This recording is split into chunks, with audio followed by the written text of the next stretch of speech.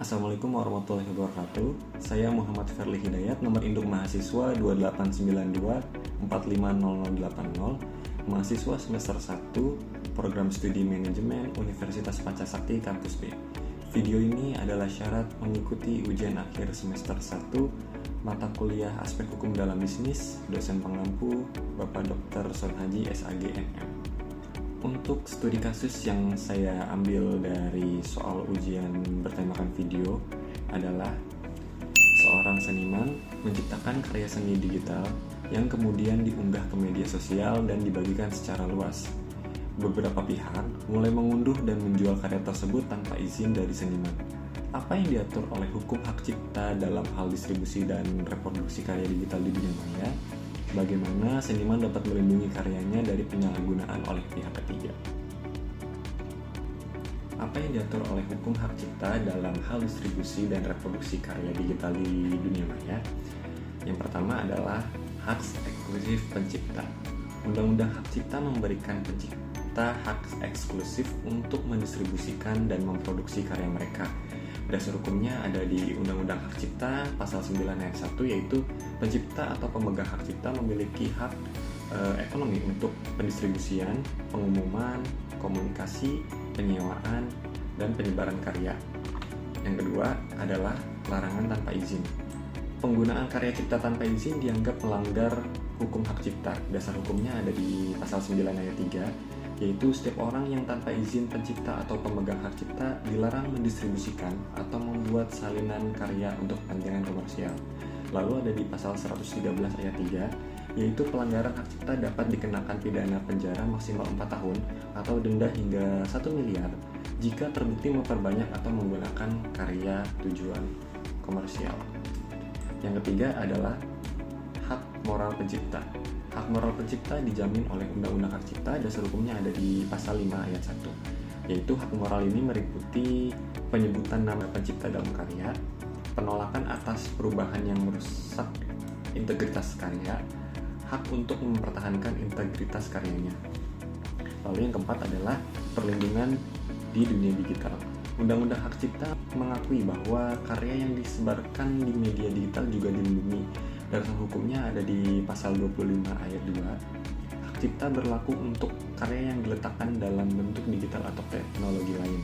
Lalu di pasal 25 ayat 3, pemanfaatan teknologi termasuk unggahan di internet tanpa persetujuan pencipta dianggap pelanggaran.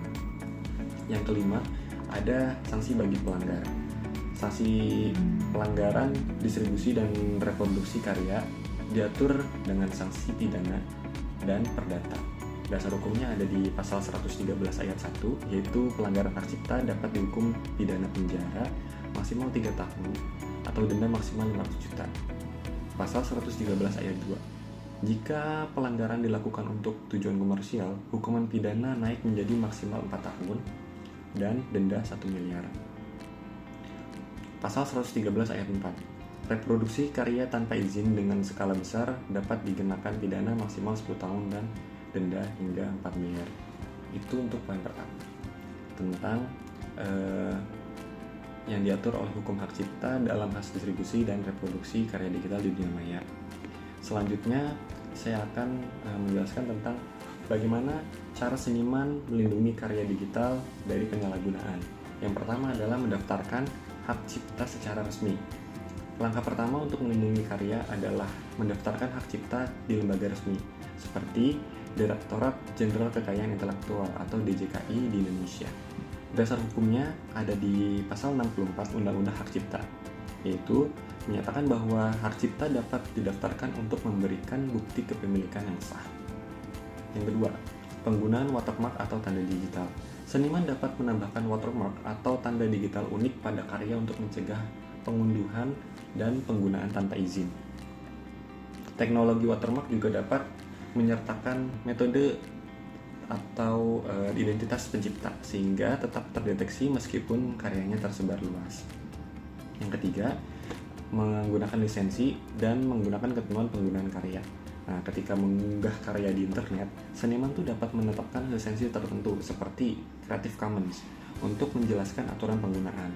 Contohnya, kita bisa menyertakan hak cipta di bagian deskripsi dari karya. Misalnya, Hak cipta dilindungi, dilarang menggunakan, mendistribusikan, atau memodifikasi karya ini tanpa izin tertulis dari pencipta. Lalu yang keempat, menggunakan teknologi Digital Rights Management atau DRM.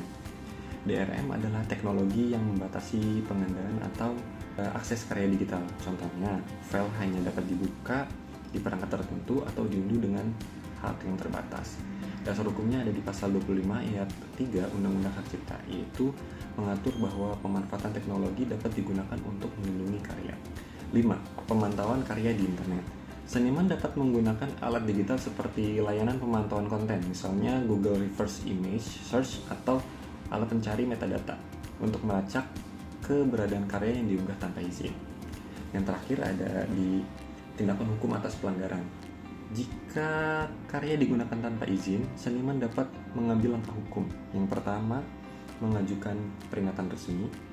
Jadi kita mengirim surat cease and desist kepada pihak yang melanggar, meminta penghentian penggunaan karya, melaporkan ke platform digital. Platform media sosial seperti Instagram, YouTube, atau Marketplace biasanya memiliki mekanisme penghapusan konten ilegal berdasarkan Digital Millennium Copyright Act atau DMCA. Yang terakhir, menggugat pelanggar ke pengadilan. Pasal 96 Undang-Undang Hak Cipta mengatur bahwa pencipta dapat menuntut ganti rugi atas pelanggaran hak cipta. Jadi, itu semua jawaban atas studi kasus yang saya pilih.